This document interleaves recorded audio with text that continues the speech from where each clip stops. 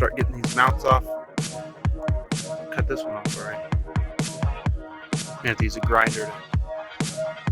We got our expert Sawzall technician here getting the second mount off. Look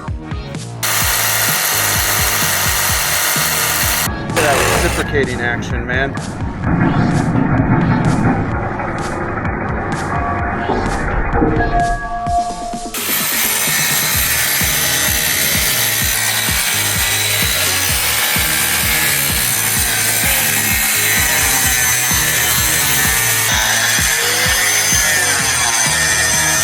Alright, my esteemed colleague Charlie finished grinding down these old mounts.